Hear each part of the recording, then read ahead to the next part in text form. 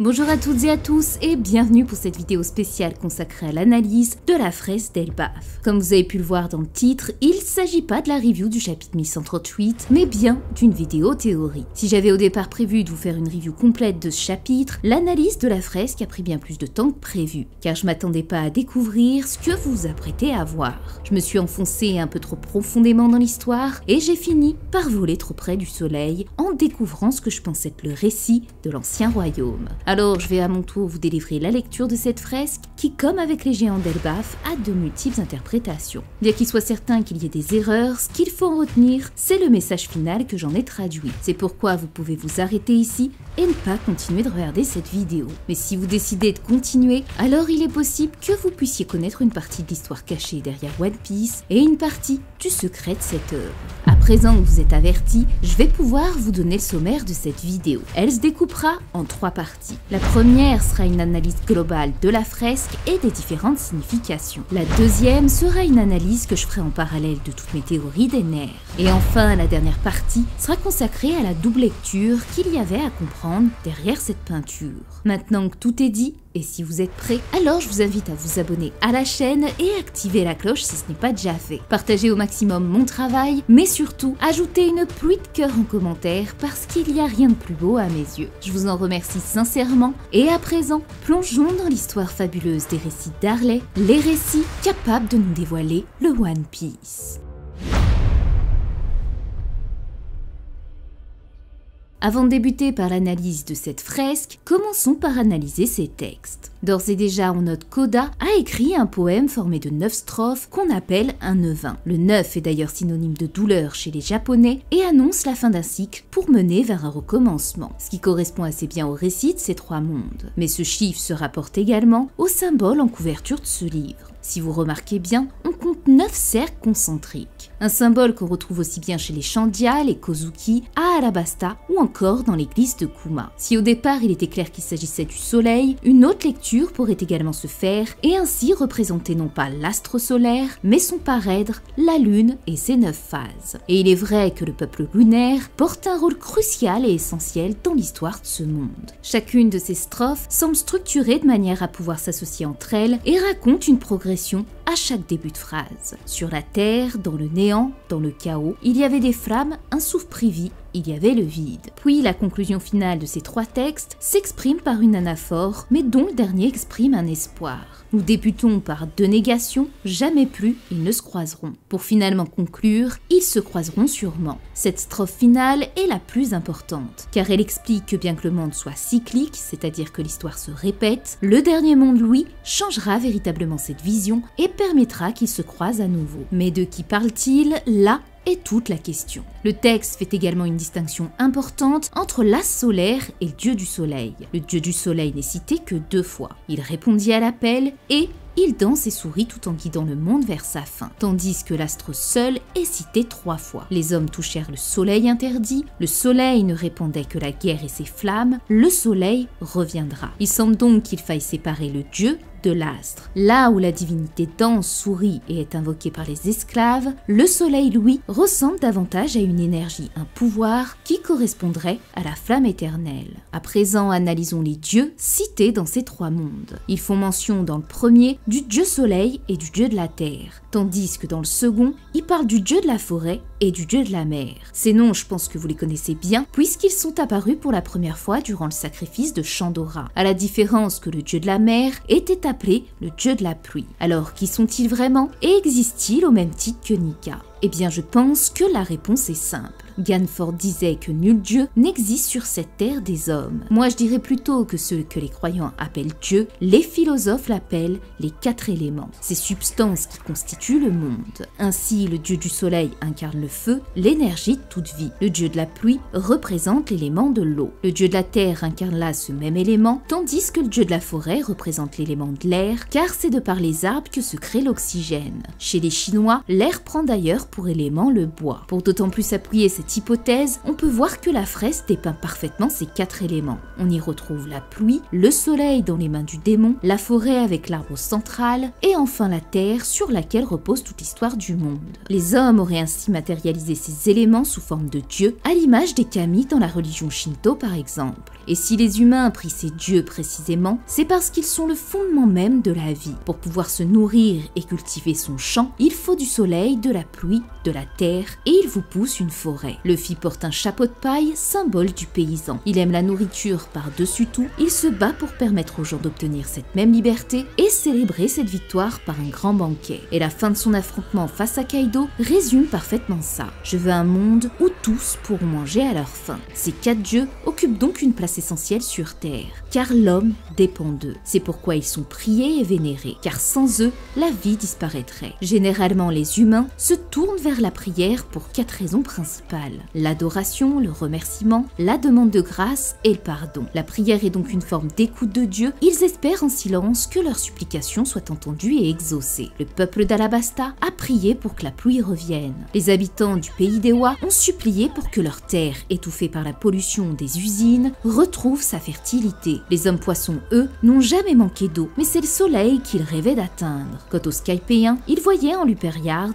une terre sacrée, une forêt luxuriante au cœur d'un monde où rien ne poussait parmi les nuages. Ces 4 divinités ne sont donc pas des entités isolées, mais les piliers d'un équilibre sacré où chaque force répond à une autre, tissant l'harmonie du monde. Et c'est pourquoi l'homme doit les chérir, car elles représentent un trésor inestimable. Kalgara en est la preuve, puisqu'il préférait rejeter le progrès. Si cela comprenait de détruire la terre sacrée, ces arbres étaient plus importants que leur vie. Et c'est là tout le dilemme posé par la technologie, qui n'est pas d'ordre naturel. D'un côté, il y a la nature, source de vie et d'équilibre, tandis que de l'autre, la technologie, exploitant sans relâche les ressources, à l'image des Bilkans qui ont quitté leur terre céleste en quête d'énergie. Les dieux de la terre et de la mer se sont mis en colère, car le monde sur lequel repose l'équilibre de leurs forces s'est vu détruit. C'est un véritable message pour la préservation de la Terre qui n'est pas infinie et qui, bien que la technologie soit avantageuse pour l'homme, la cupidité de vouloir toujours plus mène automatiquement à la destruction. Mais je n'en dis pas plus, car on va analyser ça plus en profondeur dans les prochaines parties. La question est à présent de savoir qui sont ces dieux. Existent-ils physiquement au même titre que Nika, au travers d'un Zoan mythique? Le dieu de la Terre semble avoir déjà été illustré sur Skypiea, où il prend le nom de Vurt et se dessine selon Luffy comme une otarie. À cette exception, on n'a aucune information supplémentaire sur cette entité. Cependant, le fait qu'aujourd'hui un dieu de la Terre soit mentionné dans ces textes pourrait rejoindre ma théorie des cartes, selon laquelle il existait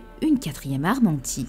Vient ensuite le dieu de la forêt. Ici on pourrait penser qu'il s'agisse du fruit de Ryokugyu, le Morimori no Mi. Ça semble plus évident, mais pourtant je pense pas qu'il s'agisse de ce dieu, car ce fruit n'est pas un Zoan mythique, mais bien un Logia. De ce fait, je pense que ce dieu n'est pas encore apparu, pour la simple raison qu'il doit être lié au secret des arbres mythiques de One Piece, comme l'arbre d'Adam et d'Ève, mais surtout celui qui donna naissance au fruit du démon, comme le suggère le récit du 2e monde. Vient alors le dernier dieu, celui de la mer, ou selon la version de Chandora, le dieu de la pluie. Ici c'est un peu plus compliqué, car bien qu'ils partagent l'élément de l'eau, la traduction japonaise de ces 2 dieux n'est pas la même. L'un se dit Ame no Kami, dieu de la pluie, et l'autre Umi no Kami, dieu de la mer. Si Oda a fait cette distinction, c'est peut-être pour une bonne raison. D'autant que dans la mythologie, le dieu de la pluie s'associe davantage à des dieux du ciel comme Zeus, Indra ou encore Tlaloc chez les Aztèques. Donc j'admets qu'il est difficile pour moi de me prononcer. Le dieu de la mer est évidemment Poséidon, déesse des océans, mais le dieu de la pluie peut aussi bien se lier à l'élément de l'eau avec Poséidon qu'à l'air et par conséquent à Uranus, de par son lien céleste et non aqueux. Quelle que soit l'apparence de ces dieux, on peut imaginer à présent que la flamme éternelle a pu être la source qui a donné vie et matérialisé ces éléments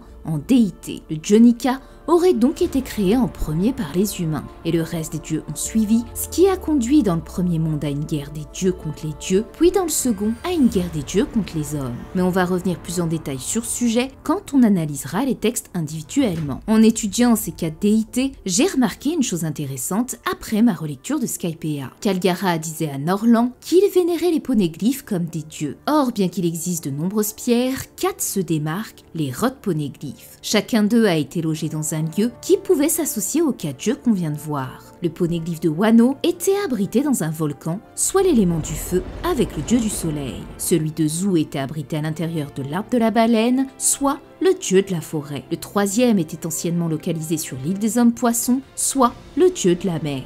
Et enfin, le quatrième est plus difficile à savoir car il appartenait à Big Mom et on ignore où elle l'a trouvé. Il pourrait donc s'agir d'Elbaf ou un autre pays qui symboliserait la terre. Ce qui signifie ici qu'Oda relie un rod poneglyphe à chacun de ses dieux protecteurs. Bien, à présent qu'on a analysé ces textes dans les grandes lignes, on va se concentrer sur cette gigantesque fresque et tenter, comme celle d'Ener, de les décoder. Deux lectures peuvent se faire. La première, celle où la fresque ne forme qu'une seule et même histoire. Ainsi, cette représentation serait celle de la grande guerre finale du Troisième Monde. La seconde, celle où l'image se découpe en trois, de manière à ce que cela s'accorde avec les trois récits des trois mondes. Débutons d'abord par celle qui symboliserait uniquement les événements du Troisième Monde, soit le monde de Luffy. De droite à gauche, on perçoit une lune où semblent flotter d'autres planètes en arrière-plan. Un gigantesque serpent se dresse face à un énorme oiseau-dragon, tous deux crachant des flammes en direction d'un navire flottant qui en retour projette un éclair destructeur sur l'arbre central de la fresque. Le serpent peut ainsi rappeler le serpent rouge sang cité par Dory et Brogy. Son corps porte 5 cicatrices en forme de croix et peut-être une 6e dissimulée derrière la tour de l'usine. Ce détail est extrêmement intéressant car cette marque nous l'avons déjà vu par le passé sur un autre animal, la Boone et les Island Wall. Si ce serpent représente bien Redline, alors ces cicatrices ne seraient autres que les marques laissées par les baleines frappant inlassablement la terre rouge, tentant de briser la barrière qui sépare les océans et les peuples. L'oiseau dragon, quant à lui, pourrait être une référence soit à Momonosuke, soit à un animal légendaire qui ne serait pas encore apparu. Enfin, le navire céleste rappelle l'arche Maxime conduite par Ener, dieu de la foudre, dont le pouvoir rappelle l'éclair projeté sur l'arbre de la fresque. On remarque cependant que l'impact où frappe l'éclair est caché par Franky. Il est possible qu'Oda ait volontairement caché un indice et il pourrait s'agir par exemple du chapeau de paille sous Marie-Joise. Juste en dessous, des usines semblent ne faire qu'un avec le corps du serpent et rappellent ainsi l'industrialisation de Wano. Ces usines symbolisent la technologie de ce monde, tandis qu'on distingue de petites silhouettes humaines descendant avec une auréole, puis ressurgissant avec une sorte d'énergie dans les mains qu'ils déposent ensuite soit dans une barque, soit dans cette gigantesque machine. Il gravit une sorte de montagne comparable à Redline, mais qui toutefois rappelle parfaitement la forme de Zunesha. À son sommet, un personnage à la tête couronnée se dresse et qui n'est pas sans rappeler Ime. Devant lui, on perçoit deux pagaies comme s'il s'agissait d'un bateau. On retrouve justement en dessous une arche identique au Noah, accompagnée d'animaux, d'humains, mais surtout d'un ange. Il est difficile de comprendre ce qu'il fait là, mais je me suis rappelé des paroles des rois des mers. L'aide de ceux de qui vous savez sera nécessaire pour les réparations, mais les temps ont changé. Sachant que les peuples célestes ont pu construire l'arche Maxime, il est possible que cet ange soit précisément l'aide attendue par les rois des mers pour restaurer l'arche Noah, ce qui expliquerait sa présence ici. Au centre de l'image,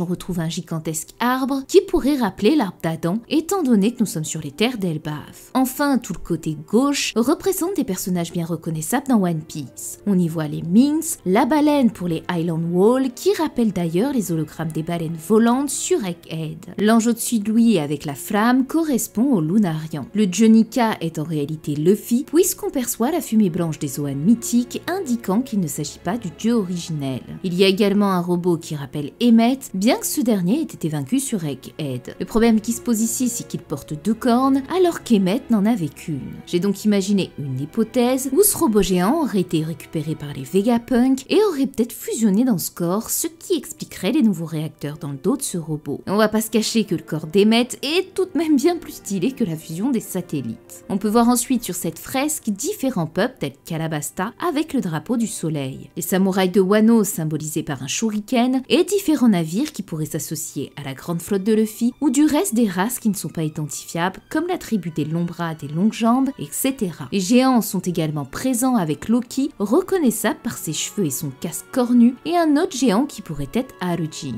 En dessous, on reconnaît Poséidon et les rois des mers avec un minuscule personnage symbolisant les Tontata. Un personnage est également présent ici, mais j'ignore totalement la tribu à laquelle il appartient. Il ressemble à un Minx, mais paraît tout de même plus petit, donc pour l'instant, je vois pas du tout ce que c'est. c'est. Tous ces personnages en tout cas se dressent ensemble contre une gigantesque créature qui tient le soleil entre ses mains et qui a à ses côtés un navire qui pourrait symboliser la marine. À première vue, il pourrait s'agir d'Imu tenant Mother Flame, mais sachant qu'elle occupe déjà une place centrale sur la fresque, on peut imaginer qu'il s'agisse plutôt de Barbe Noire qui se serait alliée à Imu, là où Luffy se serait allié au peuple. Ainsi, cette peinture représenterait la grande guerre finale de l'œuvre. Dans l'ensemble, c'est ce qu'on peut synthétiser de cette fresque. Le problème de cette lecture, c'est qu'elle n'a pas beaucoup de sens avec les textes des trois mondes. C'est pourquoi je pense que cette peinture se lit en divisant l'image, et c'est là que mes théories des nerfs entrent en scène et qu'une partie du One Piece pourrait se dévoiler. Alors cette partie va être très longue, car en plus de faire une analyse profonde des textes, en parallèle des dessins, on va revenir sur bon nombre de mes théories précédentes qui se relient parfaitement à ce chapitre d'aujourd'hui. C'est donc un moment très particulier et important pour moi. Voilà maintenant 7 ans que je consacre un bout de ma vie à ce que j'ai nommé les théories des nerfs. Des jours, des mois, des années de recherche, d'écriture, de montage, des dizaines de milliers d'heures de travail, tout en jonglant avec mes soucis de santé, afin d'alimenter cette théorie dont j'approche lentement mais sûrement de la conclusion, car il ne reste plus qu'une seule vidéo, celle qui vous révélera ma vision du One Piece. Et quand des révélations aussi exceptionnelles que celles des textes sacrés d'Elbaf et de sa fresque viennent confirmer une partie de ses théories, je vais pas cacher que je suis quand même assez émue et nostalgique. Et j'espère sincèrement que cette vidéo sera un bel hommage et que vous pourrez apprécier tout le travail réalisé. J'ai tenté en tout cas au mieux de vous synthétiser ces informations pour qu'elles soient le plus digestes possible pour vous. Mais je m'attarde pas plus là-dessus et reprenons cette analyse. On va tout d'abord revenir sur la chronologie des événements de ces trois mondes et analyser tous les détails qui se relient à mes théories et leur signification. Puis dans la dernière partie, je vous dévoilerai la double lecture dissimulée au cœur des textes d'Harley, celle vous révélant possiblement le One Piece. Débutons par la révélation des trois déluges des mondes, qui nous replonge dans mes théories d'il y a 7 ans, celle des 5 soleils et de l'apocalypse finale dans One Piece. Je m'étais basée sur cette roue apparaissant sur les fresques des nerfs et qui correspondait au calendrier aztèque. Ce mythe faisait mention de 5 mondes ayant sombré chacun dans un déluge. Le premier monde a été détruit par le soleil de terre, incarné par le dieu des ténèbres, le deuxième par le dieu serpent à plumes, qui provoqua une tempête. Le troisième soleil est incarné par le dieu de la pluie, qui créa un déluge de feu céleste. Le quatrième par la déesse de l'eau, qui engloutit le monde par une inondation. Enfin, le cinquième soleil est incarné par le dieu du soleil lui-même, qui provoquera des séismes. Aujourd'hui, quand on compare ça au récit d'Harley, on retrouve de nombreuses similitudes. Et il semblerait qu'Oda ait croisé ces 5 soleils pour les réduire au nombre de 3. Chez les Aztèques, le premier et deuxième monde ont sombré à cause du dieu des ténèbres incarné par le soleil de la terre et l'autre par le serpent à plumes. Dans la version d'Harley, on retrouve également la notion du dieu de la terre, le serpent et les ténèbres. Et c'est également la même chose pour le deuxième monde. Chez les Aztèques, le troisième et quatrième monde ont sombré par le dieu de la pluie et de l'eau, tandis que One Piece c'est également le dieu de la mer qui fut enragé. Enfin, le cinquième monde aztèque correspond parfaitement à celui de One Piece, puisqu'ils seront tous deux détruits par le dieu du soleil lui-même. Mais bien que ces 3 mondes se transposent aux 5 soleils aztèques, il semble qu'il y ait une période de vide dans cette chronologie, ou tout du moins qu'une grande partie de l'histoire soit cachée. Et je ne parle pas ici du vide de 100 ans. Dans le récit que nous voyons, aucun des 3 mondes ne fait mention des différentes races et pour quelle raison l'humanité a cédé à l'avidité, ce qui a conduit à ces désastres. D'ailleurs, Vegapunk lui-même ignorait les raisons de cette guerre, qui était le bien et qui était le mal. Et bien que ces récits soient passionnants, ils ne font aucunement mention de la race lunaire descendue sur Terre durant une époque qui nous est inconnue. Tout comme les Lunarians qui habitaient sur la Terre Rouge bien avant la création de Marie-Joise. Il y a donc une nouvelle fois un chaînon manquant. Alors on va tenter de retracer une chronologie pour comprendre à quelle époque ils ont pu apparaître. Le seul calendrier à notre connaissance est le calendrier maritime, celui qu'utilisaient les Chandia durant le siècle oublié, mais également celui qu'utilisait Norland dans son journal de bord. Le siècle oublié se situe aux alentours de l'an 700 à 800. Avant cela, il y a eu d'autres événements dont le plus vieux remonte à 5000 ans avec la naissance de l'arbre d'Ohara et 4000 ans avec la construction du palais d'Aluberna. On peut donc imaginer que le premier monde dont parlent les livres d'Harley soit apparu durant cette période, d'autant que l'humanité existait. Jusque-là, ça va, mais le seul problème, c'est que le monde de One Piece existait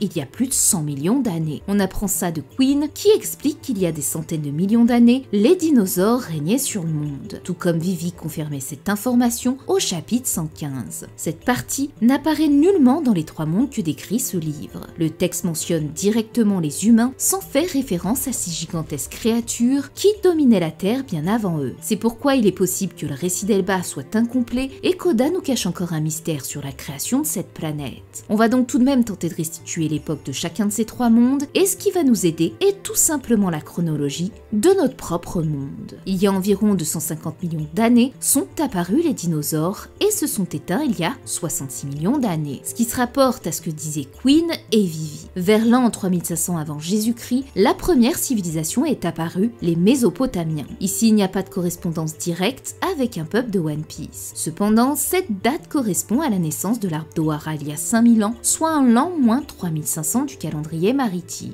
Retenez donc simplement ce détail car on va y revenir juste après. Vient ensuite la civilisation égyptienne en l'an 2700 avant Jésus, ce qui correspond au peuple d'Alabasta, puisqu'il y a 4000 ans, soit en l'an moins 2500, le palais d'Alubarna a été construit et les dynasties sont succédées jusqu'à aujourd'hui. Une grande partie de leur histoire nous est racontée par Nico Robin dans Tombeau Nefertari. En 1324 après Jésus-Christ est fondée la cité de Tenochtitlan par les Aztèques, ce qui se relie au peuple Chandia puisqu'il y a 1100 ans, il est inscrit que la cité de Chandora prospère et l'autel sacrificiel a été érigé. Comme vous le voyez, la chronologie de notre monde et celle de One Piece se relient parfaitement à 2 détails près. Les 3 mondes ne font aucune mention de l'ère des dinosaures, ce qui peut suggérer qu'un monde est manquant. Le deuxième, c'est que nous n'avons pas de récit qui se rapporte à la civilisation mésopotamienne, et c'est là tout le problème, car les Sumériens sont la toute première civilisation identifiable, ou plutôt les premiers humains qui ont créé une société avancée. Ils ont créé des villes, l'écriture, l'agriculture, le calendrier, les mathématiques, etc. C'est pourquoi cette civilisation est importante quand on sait à quel point la technologie est la clé de toute l'histoire de One Piece. Si l'ère mésopotamienne est apparue il y a 3500 ans, soit l'époque où fut né l'arbre d'Ohara, alors on peut envisager 2 hypothèses. Soit le premier monde a débuté il y a 3500 ans et aurait disparu 1000 ans après, ce qui aurait donné naissance au deuxième monde qui commencerait aux alentours de 2500 lorsqu'Alubarna fut construit jusqu'à la disparition de l'ancien royaume en 700. Soit alors le deuxième monde a commencé vers l'an moins 3500, faisant que l'ère de l'ancien royaume aurait duré plusieurs millénaires. Tandis que le premier monde aurait débuté il y a plus de 5000 ans. Le souci de cette deuxième proposition, c'est que la Mésopotamie est le berceau de la technologie humaine. Or, sur cette fresque, le premier monde dépeint un monde où la technologie est déjà présente.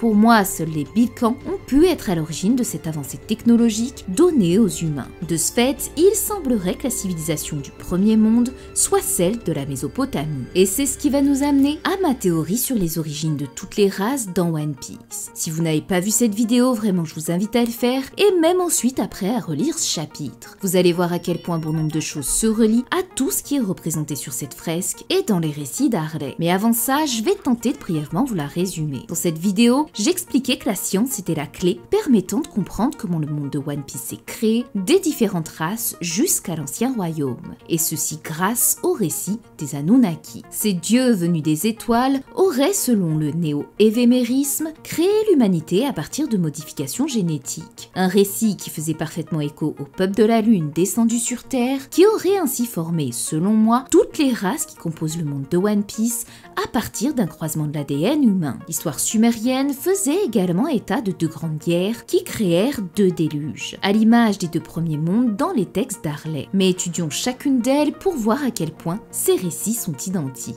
Dans le premier, il est dit que les hommes consumés par leur avidité ont touché le soleil et le monde a sombré. Sur la fresque, on observe une usine avec des engrenages, ce qui prouve que la technologie était déjà présente sur Terre. À ses côtés, des humains esclaves qui semblent descendre dans le vide avec une auréole pour remonter le long du corps du serpent et revenir avec une énergie entre leurs mains qu'ils déposent dans une barque ou dans une usine. En résumé, le premier monde fait état d'un pays qui semblaient en proie à l'esclavage, prêts à donner leur vie pour faire avancer la technologie, tandis que la présence du serpent symbolise Dieu. Si je pense ça, c'est avant tout car cette scène rappelle précisément celle de Chandora. Dans les premières théories des nerfs, je vous expliquais que cette scène était en réalité déjà présente sur les fresques de Bilka avec les Spacey. Mais on la retrouvait également dans le tombeau d'Alabasta où on y apercevait un gigantesque serpent dressé auquel des humains faisaient des offrandes. Ainsi que ce soit dans les cieux avec Bilka ou sur la terre avec les Chandia et Alabasta, la scène d'un sacrifice envers le dieu serpent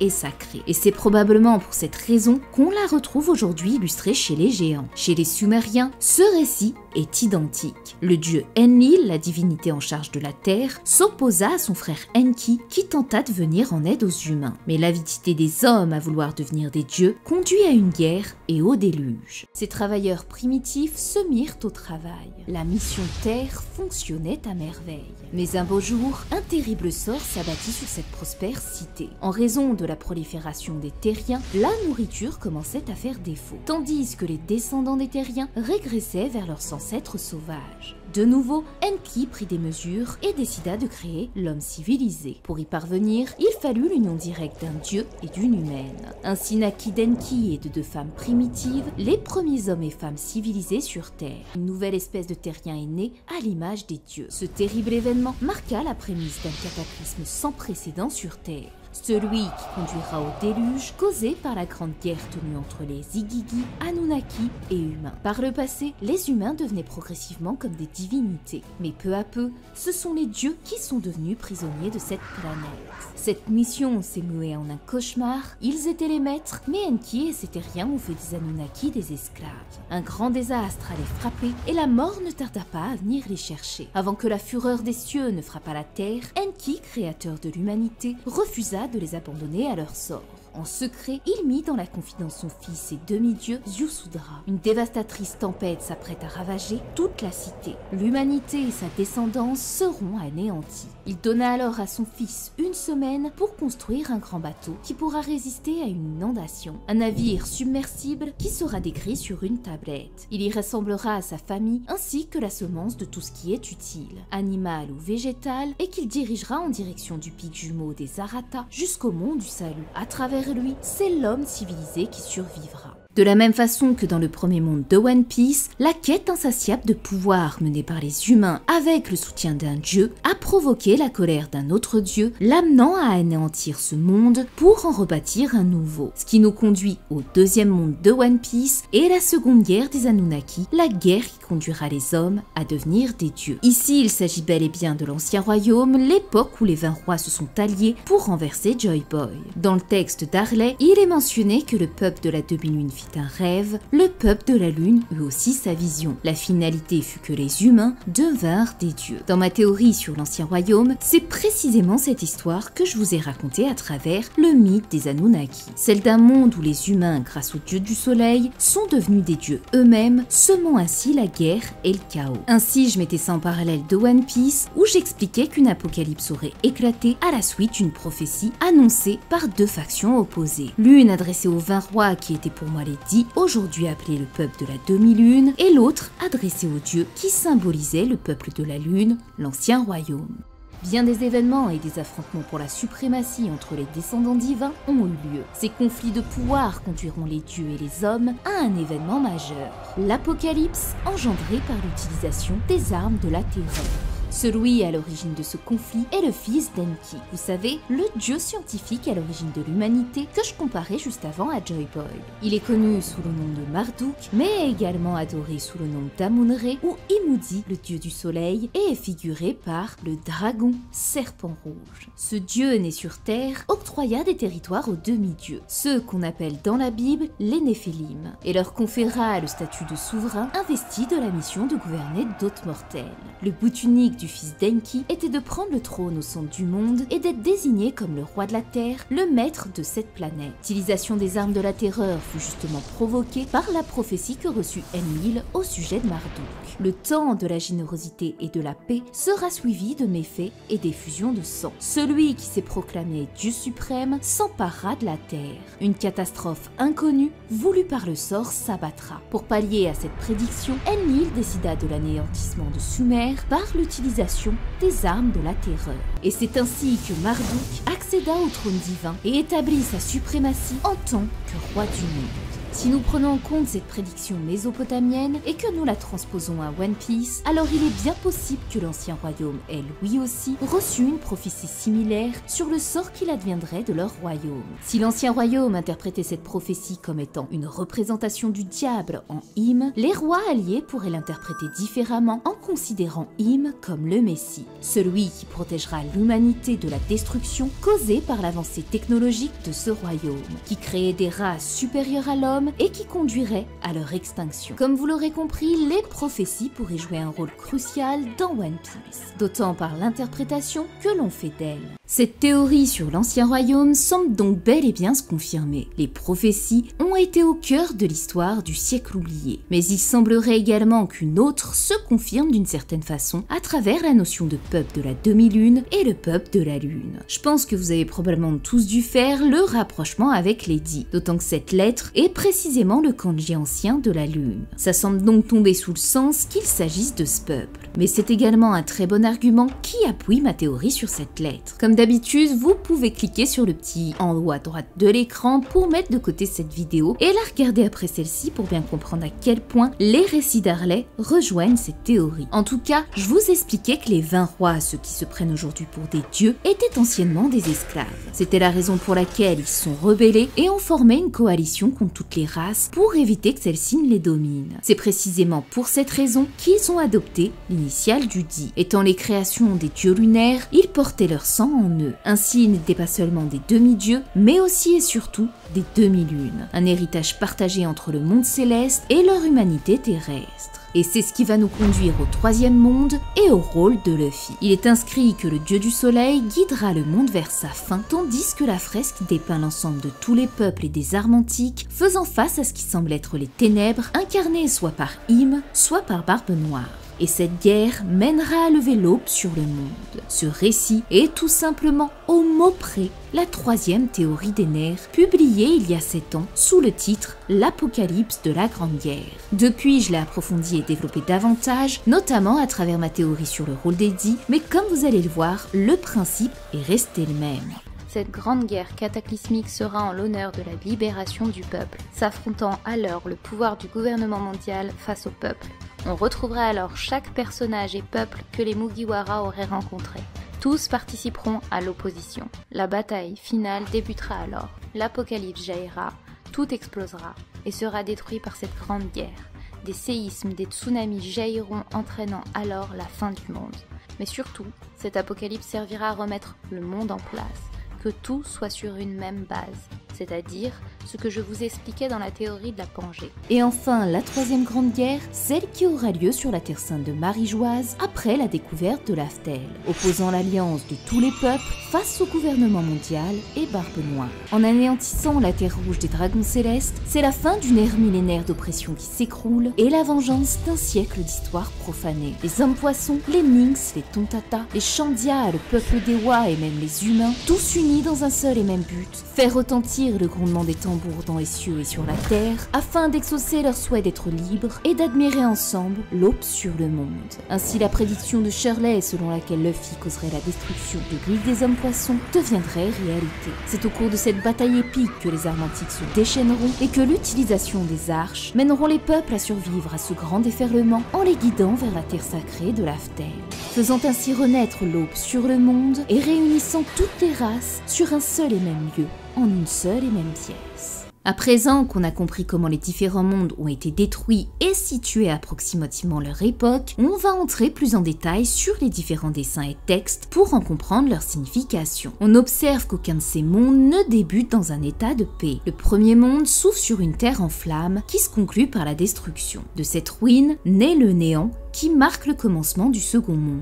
Mais ce dernier, à son tour, finit par être anéanti, plongeant alors le monde suivant dans un chaos absolu. Un cycle de destruction et de renaissance où chaque fin engendre une nouvelle tragédie. Cette cosmogonie, Oda l'a probablement tirée de notre propre monde. Le néant où un souffle prit vie peut faire référence à deux choses. La première, le souffle de Purusha dans l'hindouisme, où il est inscrit que c'est du néant qu'un souffle prit vie pour donner naissance à l'univers et aux dieux. Le second se rapporte reporte à la Genèse et plus spécifiquement à Adam et Ève, où Dieu insuffla en l'homme le souffle de vie, faisant de lui un être animé et conscient. Il serait donc intéressant de découvrir que les arbres d'Adam et Ève sont nés au cours de ce deuxième monde, ce qui se relierait à la suite du texte où le dieu de la forêt apparaît et envoie ses démons. Rappelant ainsi le péché originel, lorsqu'Adam et Ève goûtèrent aux fruits défendus de l'arbre de la connaissance du bien et du mal, sous l'influence du serpent Nahash. Ce qui renverrait directement au premier monde, où l'on retrouve la strophe « Les hommes touchèrent au soleil interdit » et celle du serpent des flammes. L'interdit étant ici la connaissance, comme le disait Vegapunk. Le troisième, quant à lui, débute par le chaos, où il y avait le vide. Nombreuses sont les cosmogonies qui débutent par le chaos, comme le shintoïsme, la mythologie grecque ou encore le taoïsme. Et c'est ce dernier mythe qui va nous intéresser, puisqu'il fait référence à l'œuf cosmique. Selon la légende, l'univers dans sa forme primitive fut représenté par un œuf. Cet œuf issu du chaos contiendrait tous les éléments nécessaires à la création du monde.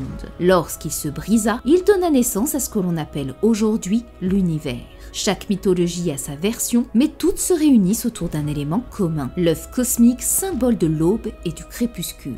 Or, dans le texte du troisième monde, c'est justement une nouvelle aube qui se lèvera. Mais surtout, si je vous parle de ça, c'est parce qu'il y a 3 ans, je vous publiais cette théorie indiquant que Luffy serait né de l'œuf cosmique. Alors pour ceux qui la connaissent pas, ça peut peut-être vous choquer, mais comme toujours, et à défaut de me répéter, allez la voir, elle vaut le coup d'œil, croyez-moi. En tout cas, fruit du hasard ou non, Oda a bien décidé de débuter par le chaos au troisième monde, celui-là même dans lequel Luffy est né et qui sera le seul dieu soleil qui réussira là où les autres ont échoué. Cependant, comme je vous l'ai dit, ces textes peuvent avoir plusieurs interprétations. Étant donné que ces récits proviennent d'Elbaf, ce peuple inspiré de la mythologie nordique, on peut imaginer que ces 3 mondes aient également pris leur source de ce même récit. La cosmogonie nordique explique que l'univers serait structuré sur 3 niveaux de l'arbre du monde Yggdrasil, chacun comportant 3 mondes différents. Le ciel au sommet, la terre au milieu et les souterrains au niveau inférieur. C'est également de cette façon que l'arbre d'Adam se compose à Elbaf. Ainsi, les 3 mondes représentés sur la fresque seraient l'histoire racontée à travers ces 3 niveaux, et auxquels on pourrait même associer à chacun une arme antique. Le premier est un monde de flammes qui aurait été détruit par le serpent. Il pourrait donc s'agir du monde souterrain associé à l'arme antique Pluton et être une référence à Nidhogg, le serpent qui ronge l'arbre monde nordique.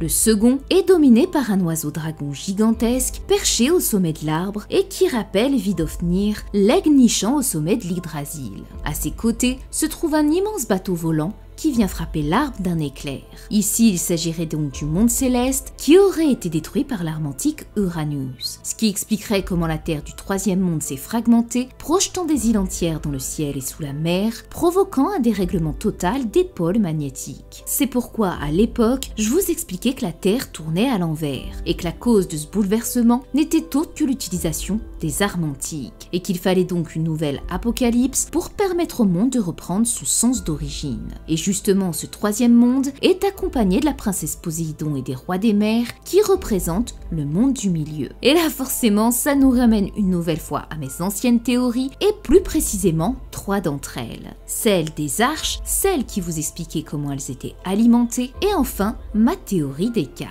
La première a été publiée il y a 7 ans, juste après celle qui vous révélait que One Piece se conclurait par une apocalypse causée par le soleil, alias Luffy. Ainsi, cette théorie vous expliquait que le vrai rôle des armes antiques n'était en réalité pas de détruire, mais bien de protéger. C'est pourquoi chacune d'elles était liée à une arche. Aujourd'hui, ça prend d'autant plus de sens, surtout quand on sait que Joy Boy a été le premier pirate de l'histoire et que nous sommes d'ailleurs dans un manga de pirates. Il est donc censé d'imaginer que toutes ces armes soient finalement des navires. Ce qui va nous conduire à ma théorie des cartes. Je vous expliquais qu'après les As incarnés par les Dix, les rois et reines associés aux armes antiques, chacune capable de conduire un navire. Et aujourd'hui, c'est précisément ce qu'on retrouve sur cette fresque. Ainsi, Shirahoshi était la princesse sirène qui contrôlait les rois des mers pour conduire l'arche Noah. De ce fait, il était possible également que les autres armes possèdent à leur tour leur reine et roi, ainsi que leur arche. Pour Pluton, j'avais proposé en tant que reine Yamato, la princesse des démon, et en tant qu'animal, le roi serpent rouge sang. Avec les dernières révélations d'Elbaf, je me suis aperçu que Loki correspondait parfaitement à cette arme antique également. C'est pourquoi j'avais imaginé que Yamato et Loki incarneraient tous deux Pluton d'une certaine façon grâce à leur lien avec les Oni et qu'ils conduiraient les géants sur le navire Pluton le jour de la Grande Guerre.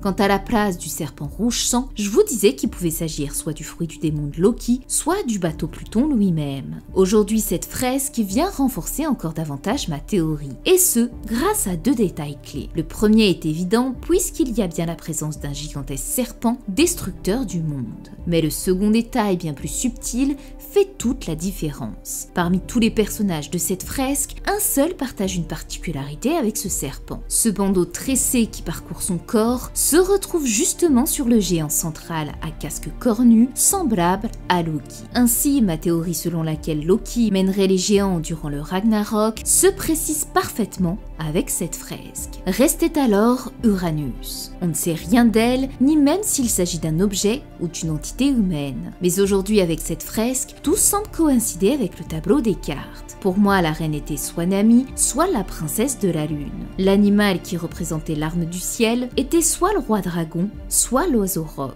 Et c'est précisément l'animal qui s'en rapproche sur la fresque. Tout porte donc à croire que cette créature représente l'animal d'Uranus. Quant au navire, je l'avais associé à l'Arche Maxime, et la fresque semble parfaitement la représenter jusqu'au coup d'éclair dans le ciel. Je me demande même si Ener n'aurait pas trouvé les plans de construction de cette arche par le biais de ses ancêtres Bilkan pour créer une sorte de deuxième Uranus, comme souhaitait le faire le gouvernement avec les plans de Pluton. Quoi qu'il en soit, chacune de ces armes aura détruit un monde. Et le point commun entre toutes était que chacune d'elles fut accompagnée par le dieu du soleil dans ces trois récits. C'est là que j'ai réalisé une chose. Et si le pouvoir de ces armes antiques dépendait de l'énergie de cet astre brillant. Ce qui m'a alors rappelé ma théorie du chapitre 1055 et 1115. À cette époque, le terme Mu indiqué sur Mother Flame ainsi que le nom qu'a pris Im pour se désigner n'avait pas encore été révélé dans l'œuvre. Cependant, j'avais lié le navire Pluton à celui du légendaire Solaris, apparu dans l'œuvre Les Mystérieuses Cités d'Or. Comptée comme une des 7 cités d'or, cette civilisation, tout comme celle de l'Atlantide, aurait été engloutie à l'issue d'une longue guerre en raison d'un cataclysme provoqué par l'utilisation d'une puissante arme solaire. Cette arme solaire fut créée par le peuple des Mu et était considérée comme l'arme du diable, un navire gigantesque scellé sous les terres du Cap de la Lune. Il porte pour nom le Solaris et le secret de son activation réside dans les rayons du soleil. Plus tard, au chapitre 1115, Vegapunk révèle que l'événement de Lulusia était dû à une arme antique. Le fait que Mu se reliait au Japon et à un navire m'a instinctivement mené à Wano, et c'est pourquoi j'expliquais que Mother Flame avait pu être utilisée soit pour alimenter Pluton, soit Uranus. Mais j'avais pas réalisé qu'en réalité, il n'y avait pas de choix à faire. Ces deux armes nécessitent l'énergie solaire. Ce sont des armes datant du siècle oublié dont la flamme éternelle alimentait autrefois le monde. Il paraît désormais évident que ces armes dépendent de cette énergie. Et c'est pourquoi elles portent des noms de planètes, car toutes tournent naturellement autour du soleil. Pour preuve, le pouvoir de Shirahoshi dépend de Luffy, comme l'indique Otohime, qui révèle que la légende de Poséidon est liée à un inconnu qui devra guider le pouvoir de la princesse sur la bonne voie. Mais le plus fou dans cette histoire, c'est qu'il y a 2 ans, je vous publiais ma théorie sur la flamme éternelle que recherchait Vegapunk. À mes yeux, son objectif était de redonner vie au soleil artificiel de l'ancien royaume, en s'appuyant sur un réacteur à fusion nucléaire dont les véritables créateurs seraient le peuple Bilkan. Plus tard, cette théorie s'est confirmée avec le réacteur à fusion de Mother Flame. Mais ce qui est réellement essentiel ici, c'est qu'une fois encore, c'est le peuple lunaire qui m'a mis sur cette piste. Une connexion qui devient d'autant plus frappante lorsqu'on fait lien avec les mystérieuses cités d'or et celle de Chandora. Le navire du Solaris était gardé sur l'île du Cap de la Lune et avait été créé par le peuple des Mu. Or, ces deux informations peuvent parfaitement aujourd'hui se relier à Im à travers Marineford qui forme un croissant de lune, tandis qu'elle prend l'épithète de Mu comme le terme inscrit sur Mother Flame. Ce qui suggère que celle assise sur le trône vacant serait la même qui aurait utilisé Uranus durant le siècle oublié, à l'image de l'attaque de Lulusia aujourd'hui. Mais si tel est le cas, pourquoi est-il nécessaire de recréer la flamme éternelle alors même qu'Imu détenait Uranus depuis toujours? Dès le début de cette analyse, j'ai souligné un point essentiel. Le texte d'Harley indiquait que le soleil était mort, un événement qui a conduit les humains à s'élever au rang de dieu. Cependant, ce soleil ne faisait pas référence à Joy Boy, mais bien à la flamme éternelle elle-même. Et c'est sa disparition qui a entraîné la chute de Nika, et non l'inverse. Ce qui implique que dans le troisième monde, les armes antiques telles que Pluton et Uranus sont désactivées car elles sont privées de leur source d'énergie principale. Ainsi, pour pouvoir les réactiver, il était impératif de ramener à la vie une nouvelle flamme éternelle. Un défi que Vegapunk a relevé sans en saisir les véritables implications. Restait alors à trouver la reine capable de contrôler Uranus. On peut voir une silhouette noire portant une couronne et se dressant en dessous du navire foudroyant l'arbre central.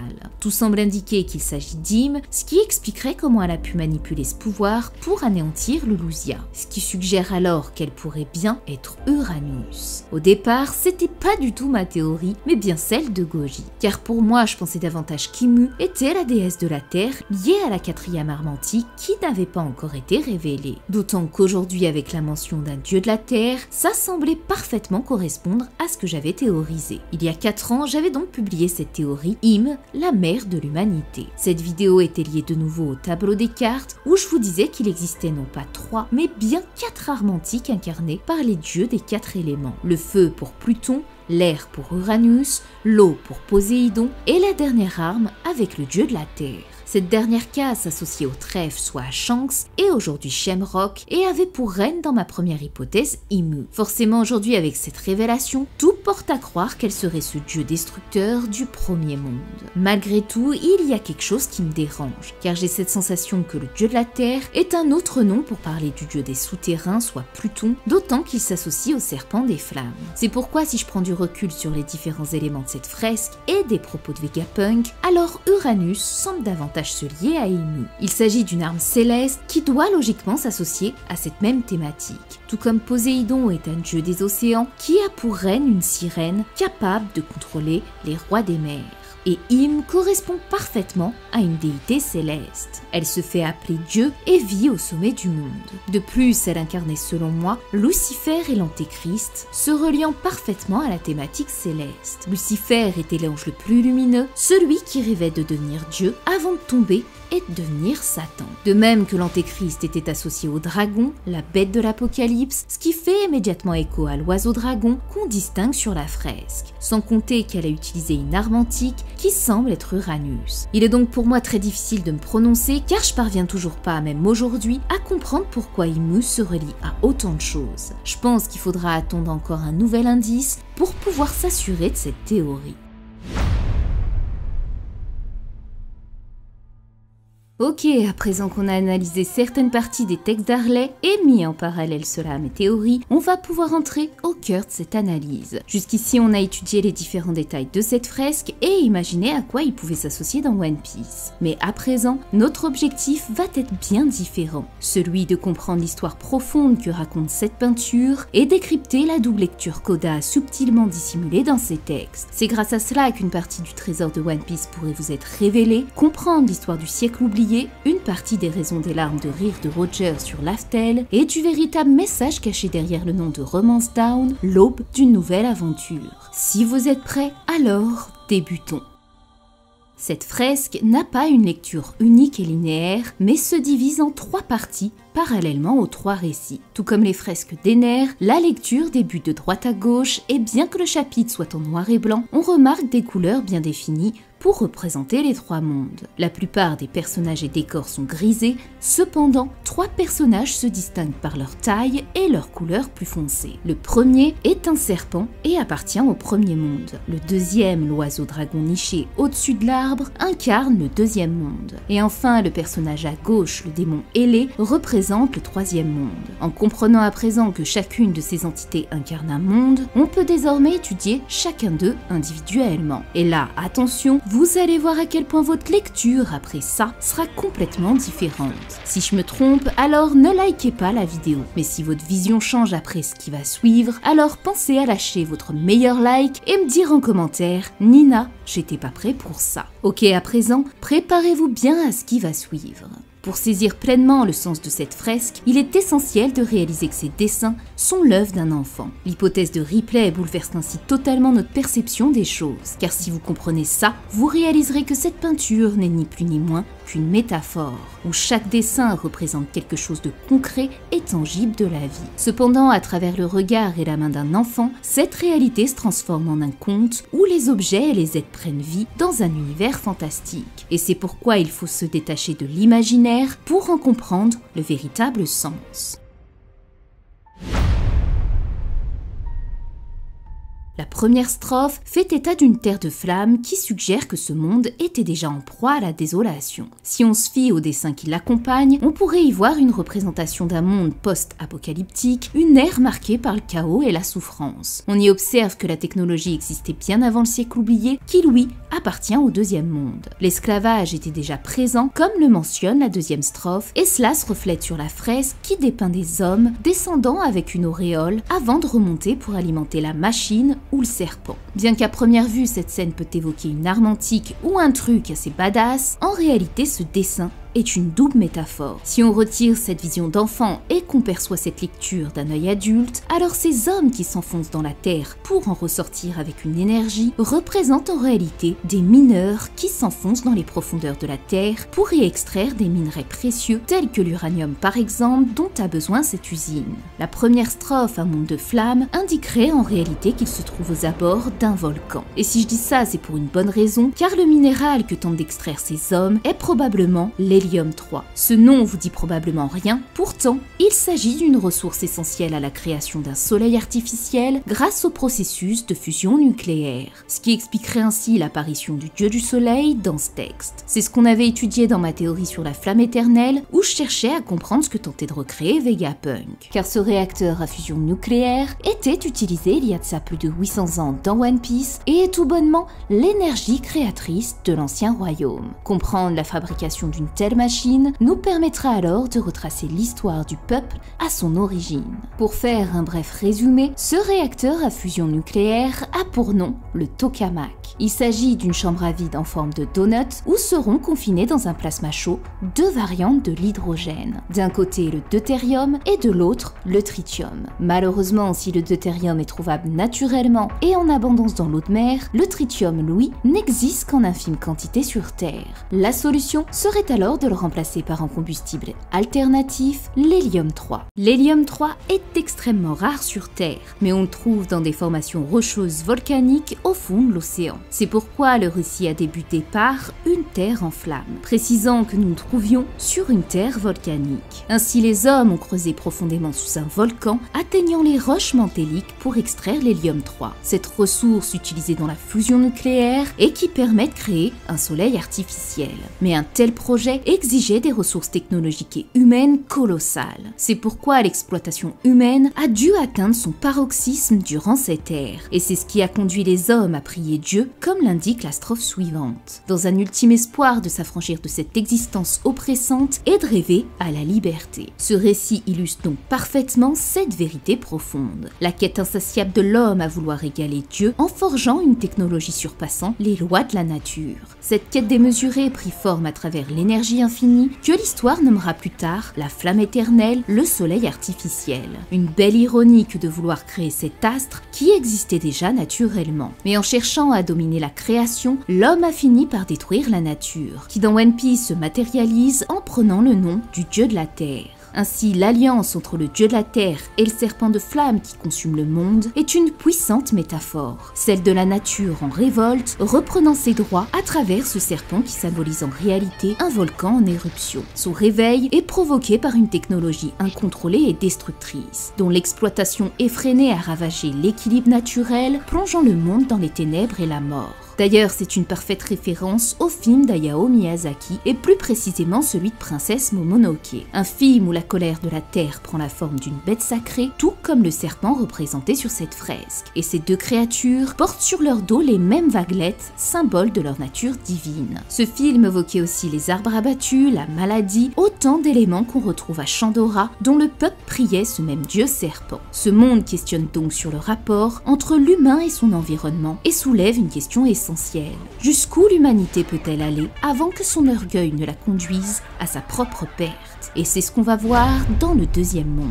Il se recrée à partir du néant, où apparaît un souffle. Le dieu de la forêt envoya des démons, tandis que le soleil ne fit que propager les flammes de la guerre. Les dégâts apportés par le premier monde sont encore visibles à l'apparition du second. Si à première vue on imagine que le dieu de la forêt existe et aurait fait apparaître des démons, on peut avoir une seconde lecture. En soi, la nature elle-même ne désire pas l'apparition d'entités démoniaques, et c'est pourquoi Oda fait ici une nouvelle métaphore. Ces démons ne sont autres que les cicatrices laissées par la technologie, des séquelles environnementales engendrées par la destruction du premier monde. Les résidus de l'explosion technologique qui a énanti l'ère précédente laissa une empreinte indélébile sur la Terre. La nature donna ainsi naissance à des fruits altérés, issus d'arbres vénérés comme le dieu de la forêt. Ces fruits contaminés ne sont autres que ce que le monde de One Piece connaît sous le nom de fruits du démon. Et c'est probablement la raison pour laquelle ils sont maudits, car ce ne sont pas des fruits de mère nature, mais bien une conséquence directe de l'ambition démesurée des hommes à vouloir surpasser Dieu. Ainsi, la nouvelle humanité vit le jour dans un monde déjà marqué par les stigmates de la technologie. Oda a alors transformé cette triste histoire en un récit fantastique, donnant ainsi naissance aux fruits du démon. Et cette quête de l'homme à vouloir transcender les dieux s'est poursuivie dans ce deuxième monde. Le soleil ne fit que propager les flammes de la guerre. C'est probablement durant cette ère que les différentes races sont nées, façonnées par les avancées technologiques de l'ancien royaume. En modifiant l'ordre naturel de la Terre, il engendra non plus seulement des humains, mais des créatures surpassant l'humanité elle-même. Et c'est ici que le rôle des prophéties va changer l'histoire. Le peuple de la Lune et de la demi-lune firent un rêve, et c'est probablement d'elle qu'un affrontement idéologique s'est posé, une fracture entre deux visions du monde. L'ancien royaume qui aspirait à repousser les limites de la technologie, faisant face aux 20 rois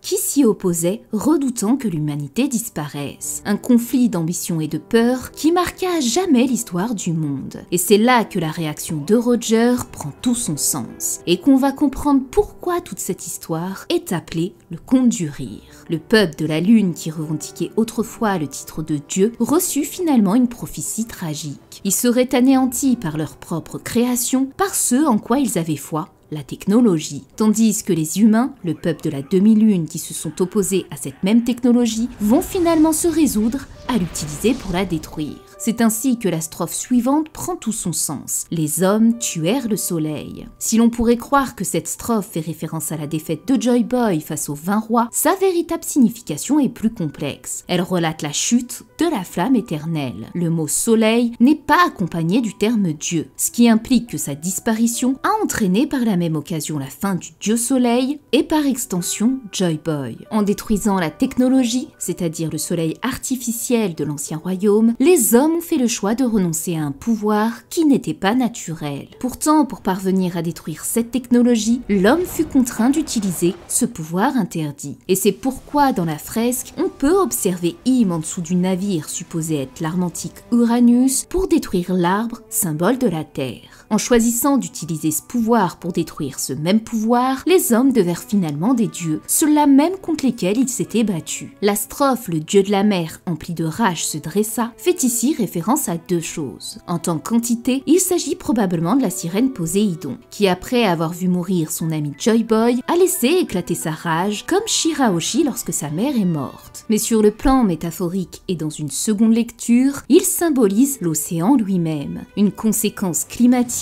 de cette attaque venue du ciel. Une fois encore, les actions destructrices des hommes causées par la technologie ont perturbé l'équilibre du monde. Cet événement a conduit au déluge et fini par engloutir l'ancien royaume sous les flots, effaçant ainsi les traces du monde précédent et ouvrant la voie à une nouvelle ère. Cette fois, nous débutons dans le chaos, le vide s'est installé comme si le monde recommençait à zéro. Il s'agit donc là du vide de 100 ans. Le chaos symbolise le néant, une obscurité épaisse où la lumière n'existe pas. En somme, la guerre du deuxième monde a éteint la flamme éternelle. Avec elle, la lumière de l'esprit s'est éteinte, laissant place à une nouvelle humanité amnésique de son propre passé. Cependant, la strophe suivante va créer un bouleversement dans ce chaos et ramener la lumière.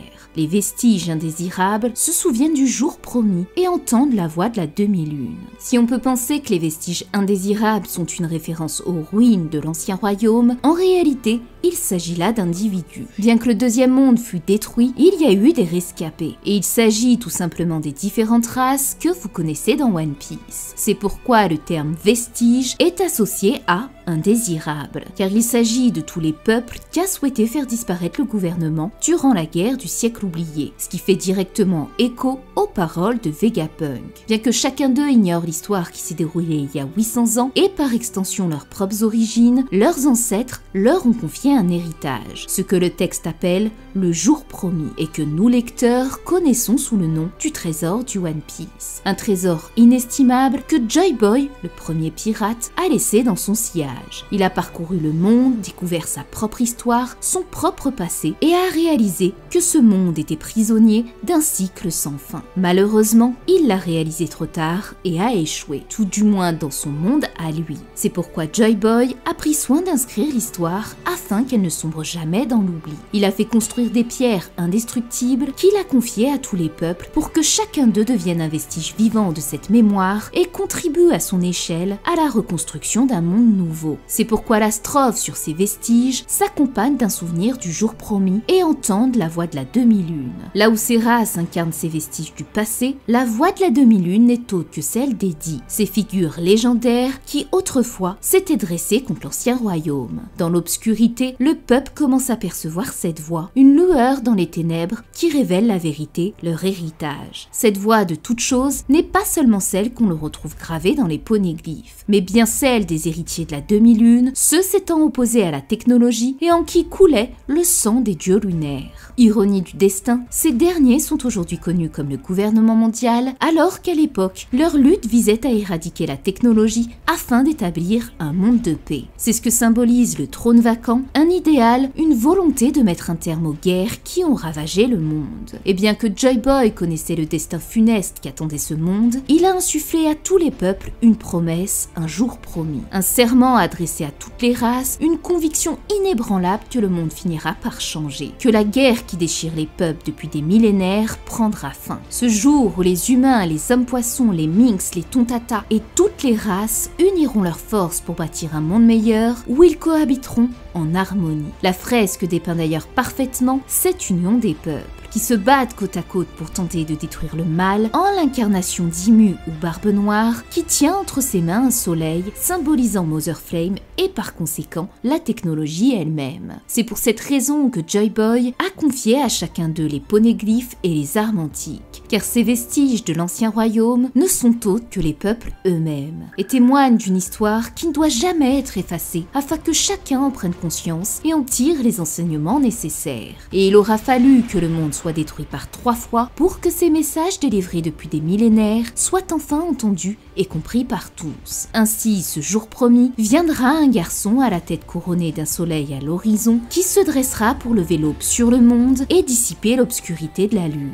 libérant ainsi tous les êtres vivants et annonçant l'avènement d'une paix tant espérée sur Terre. C'est pourquoi le dernier monde est celui de la dernière chance, du renouveau. C'est pourquoi Luffy est l'élu de la prophétie. Celui qui réussira là où Joy Boy et même le premier dieu Nika ont échoué. Car chacun des pays qu'a visité Luffy a été reconstruit à partir de cet équilibre naturel. Momonosuke a voulu concrétiser le rêve de son père en faisant de la terre desséchée et en ruine un paradis sur terre. Les peuples de la lune ont su main dans la main reconstruire leur pays et partager leurs terres équitablement. Les Skypéens ont offert leur technologie aux Chandia qui en retour ont partagé la Verte, permettant ainsi la création d'un champ de citrouille et d'un parc d'attractions, symbole de leur union. C'est ça un monde libre, c'est ça le One Piece. Remettre en question le rapport entre l'humain et l'environnement. Ces ravages que cause la vengeance, la haine et cette quête incessante de gloire, pouvoir et fortune, qui ne conduit qu'à la guerre et la destruction. Et c'est ce qui rejoint parfaitement la théorie sur l'origine de la création de l'ancien l'ancien royaume et de la signification du dit. Je pense que ça n'a jamais été le meilleur moment pour vous de voir ou revoir ces deux vidéos. Ainsi, le récit de cette gigantesque bataille s'achève sur ces paroles prophétiques. Le soleil reviendra, une aube nouvelle se lèvera. Si ce monde avait débuté dans le chaos marqué par la disparition du soleil et par extension la flamme éternelle, la destruction du troisième monde aura, cette fois-ci, permis au soleil de renaître et à lever l'aube sur le monde. Les peuples, après des siècles de lutte et de sacrifices, ont enfin accompli la mission transmise par leurs ancêtres, honorant ainsi l'héritage des temps anciens. Et désormais, vous comprenez mieux la véritable signification qui se cachait derrière la mission de Kalgara et du peuple des Chandia. Rallumer la flamme de Chandora. Ce rêve de Vegapunk qui pensait que cette énergie apporterait la paix entre toutes les races. Ce qui nous conduit à la toute dernière strophe qui achève ce récit, ils se croiseront sûrement à nouveau. Après 3 destructions, l'instant tant attendu est enfin venu. Ils vont être réunis. Mais qui sont-ils?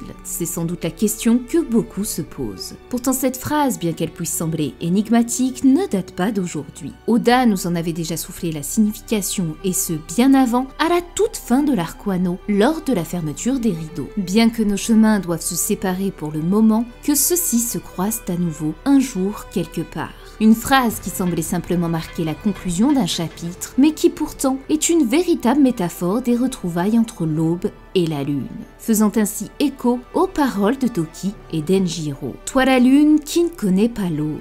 Ainsi, les retrouvailles entre l'aube et la lune incarnent dans One Piece celles de Momonosuke et Luffy. Mais pas seulement. Elles symbolisent également tous les personnages que Luffy a croisés sur sa route. C'est pourquoi, à chaque fin d'arc, notre héros fait la promesse à ses amis qu'ils se reverront. L'aube et la lune sont tout simplement le symbole du voyage d'un pirate qui quitte ses proches, les laissant sur le rivage, tandis que le soleil se couche à l'horizon pour faire place à la lune. Mais tôt ou tard, il reviendra vers eux, et c'est par l'aube que leurs retrouvailles se matérialiseront. Quand on comprend ça, alors on saisit toute la profondeur des paroles du Binks no Sake. Nous allons livrer le saké de Binks, peut-être aujourd'hui, peut-être demain, dans un rêve de crépuscule. Ces ombres qui nous saluent, nous ne les reverrons plus. Mais pourquoi se morfondre? Demain, la lune brillera encore. Le bon rhum de Binks serait donc une chanson née du second monde, étant donné qu'il s'agit d'une chanson pirate et que Joy Boy fut le premier à obtenir ce titre. Ainsi, le second dieu du soleil aurait insufflé à travers ses paroles un poème relatant l'histoire de ces mondes, où le dernier porterait l'espoir d'une réconciliation, celle d'une lune et d'un soleil enfin réunis. Le monde renaîtra illuminé par le retour du soleil, la flamme éternelle se ravivera et tous se retrouveront pour enfin vivre en harmonie avec la terre et la technologie, unis au sein d'un monde où les races coexisteront sans distinction dans une liberté absolue. Soit ce que je vous expliquais dans la toute première théorie des nerfs, le principe de la Pangée ultime.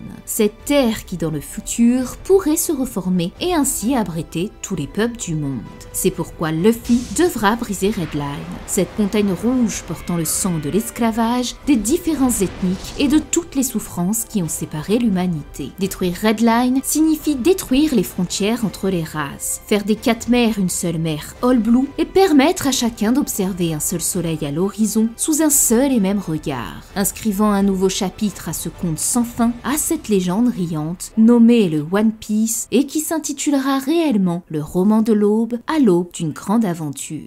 Le message d'Oda est donc avant tout un appel à la paix et à l'harmonie. Mais ne croyez pas qu'il critique la technologie au profit de la nature. Au contraire, il prône un équilibre et il l'exprime clairement à travers les paroles de Vegapunk. Il n'est pas en capacité de dire qui de ces deux factions est bon ou mauvais. Mais ce qui est sûr, c'est qu'aucun n'a jamais réellement cherché à comprendre l'autre. Ainsi, Oda ne critique pas la technologie en elle-même, mais bien son abus et la tendance de l'homme à oublier ce qui existait avant elle, la nature. La destruction du dernier monde par Luffy incarne justement ce message. Il est la lumière, celui qui permettra aux hommes et aux différentes races de cohabiter sans que l'un ne cherche à dominer l'autre pour survivre et prospérer. En somme, il s'agit de permettre à la nature, incarnée par le soleil, de vivre en harmonie avec la technologie représentée par la lune. Cette vision a d'ailleurs été parfaitement illustrée dans le dessin de Jorah. D'un côté, la lune en pleurs, symbolisée par Nami, qui, par son lien avec le climat, se rattache au peuple céleste. De l'autre, le soleil, représenté par Chopper, qui incarne la terre et la nature. Et entre eux, une silhouette en spirale, empêchant leur rencontre, symbole de l'influence d'Imu. C'est pourquoi Luffy réussira là où tous les autres ont échoué. Il réunira ces deux astres, libérant le monde et lui redonnant son unité pour former le One Piece. Une chose qu'aucun des dieux précédents n'avait jamais pu accomplir. Et pour preuve, même Ripley peinait à croire qu'un jour, toutes les races ont pu s'unir pour combattre un ennemi commun. C'est pourquoi elle considère ce récit comme un dessin d'enfant. Et d'une certaine manière, elle n'a pas tort. Car imaginer un monde libre où chacun pourrait vivre en harmonie ne peut être qu'un rêve candide, un espoir que seuls les enfants osent encore porter. Ce que Ripley ne sait pas, c'est que celui qui lui fait dire ça, bien qu'il soit adulte, a une âme d'enfant et se nomme Eiichiro Oda. C'est à travers le fruit de Nika, ce pouvoir capable de donner vie à l'imagination, qu'il a imaginé ce monde, le One Piece. Luffy est une extension de lui-même, un personnage qui, à l'image de son créateur, ne suit aucune règle. Un être capable de réécrire son propre destin, de briser les frontières et de façonner un univers à son image. À travers ce fruit légendaire, Oda a transmis un peu de lui-même. Son imagination sans limite, sa vision d'une réalité où tout devient possible. C'est parce que lui aussi voulait croire en un avenir meilleur qu'il a créé ce monde de One Piece. Et à travers cette œuvre, il a réécrit le futur, celui dans lequel il aimerait vivre. Ce récit est bel et bien celui d'un enfant, celui de l'âme d'Oda qui, à travers cette œuvre, exprime son rêve. C'est son trésor, celui qu'il offre à son public. Un espoir, un message intemporel, gravé dans chaque page. Qu'un jour ce monde vivra en harmonie et que tous parviendront enfin à regarder ce même soleil à l'horizon.